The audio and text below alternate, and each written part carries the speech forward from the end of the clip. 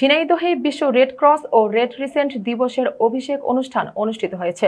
উক্ত অনুষ্ঠানে প্রধান অতিথি হিসেবে উপস্থিত ছিলেন ঝিনাইদহ জেলা পরিষদ প্রশাসক ও জেলা রেড ক্রিসেন্ট সোসাইটির চেয়ারম্যান অ্যাডভোকেট মোহাম্মদ আব্দুল মজিদ। বিস্তারিত রয়েছে আমাদের স্পেশাল করেসপন্ডেন্ট উজ্জ্বল রায়ের তথ্যচিত্রে। রেড ক্রস ও রেড ক্রিসেন্ট দিবস উপলক্ষে বক্তব্য রাখেন জেলা রেড ক্রিসেন্ট সোসাইটির চেয়ারম্যান অ্যাডভোকেট আব্দুল মজিদ, কার্যনির্বাহী কমিটির সদস্য মোহাম্মদ মিজানুর রহমান সুজন, নাজিমউদ্দিন, জুলিয়াস ও তহুরা খাতুন।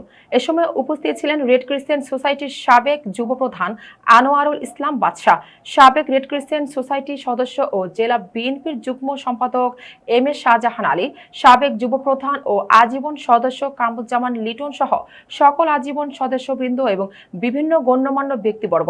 অনুষ্ঠানে সভাপতিত্ব করেন রেড ক্রিসেন্ট সোসাইটি ঝিনাইদহ জেলা ইউনিটের ভাইস চেয়ারম্যান প্রফেসর অবসরপ্রাপ্ত হোসেন টিপু।